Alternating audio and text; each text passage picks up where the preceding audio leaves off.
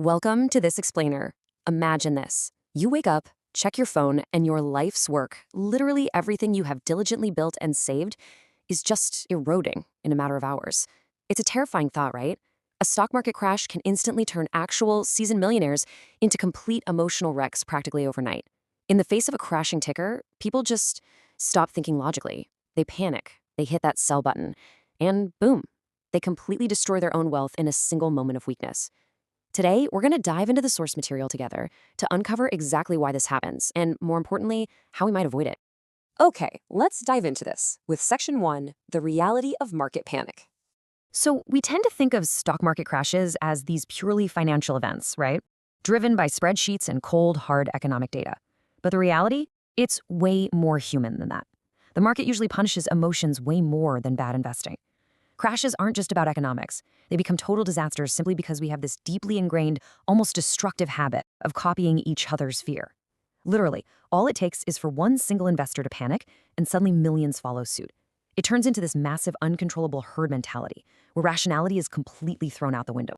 And this brilliantly illustrates the whole point. Fear spreads significantly faster than actual facts. It's a relentless psychological chain reaction. Think about it. Falling markets create scary headlines. Those headlines create widespread panic among the public. And what does panic create? It creates irrational, frantic selling. The actual facts of the underlying businesses, they probably haven't changed that fast at all. But the fear? Oh, for sure. The fear absolutely has.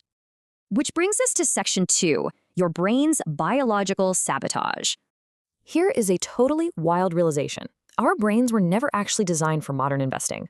We evolved over millennia to survive acute physical danger, like running from a predator in the wild, not to handle modern market volatility and flashing red numbers on a screen.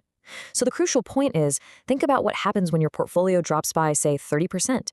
Your brain doesn't just see a mathematical adjustment, it feels literally physically attacked. Because our evolutionary wiring just hasn't caught up to Wall Street, a financial threat is processed by your nervous system as a literal life or death survival threat.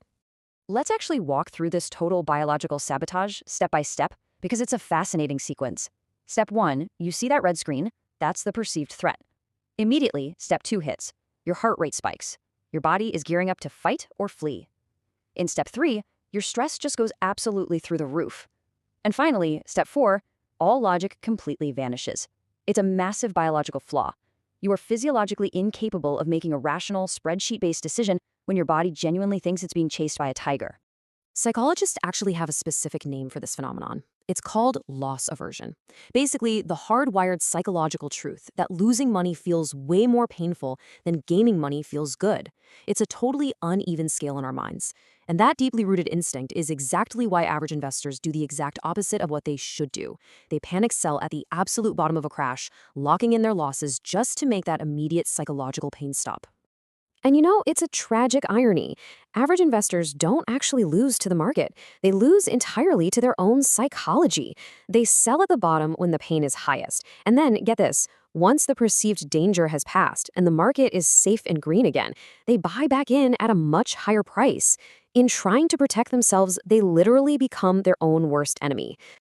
Let's move to and see how this builds in Section 3, panic versus disciplined wealth. Now this is where we separate the average participant from the truly wealthy. The rich understand a secret that most average folks never learn, and it completely changes how they navigate financial storms. When a crash hits, human panic is permanent, but the crash itself, that is strictly temporary. So while average folks are running away in absolute fear, the smart money is out there quietly and confidently buying. Why? Because they know that great companies don't just become totally useless overnight simply because of some irrational public fear. The underlying value is absolutely still there. If we ever doubt that, we just have to look at history. It's our greatest teacher. Think about some of the most terrifying moments in modern financial history: 1929, 2008, 2020. In the moment, it literally felt like the world was ending.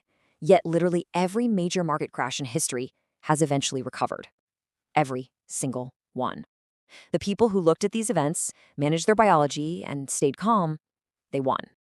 Now, what's really interesting about this dynamic is uncovering the harsh truth of how the market mechanism actually works during these times. I mean, for someone to buy a stock at a massive discount, someone else has to be willing to sell it to them in a total panic. Those emotional investors who let their biology take over, they simply become exit liquidity for the disciplined investors. The calm literally profit off of the panicked. Which brings us to our final section, Section 4, the ultimate psychological test. If there is one major takeaway to pull from this source material, it's that the stock market is essentially just one giant psychological test. It's a mechanism designed to transfer wealth from the impatient to the patient. This quote perfectly captures the two extremes of human irrationality. Fear makes people sell low, greed makes them buy high. But the disciplined investor, they profit from both of those extremes.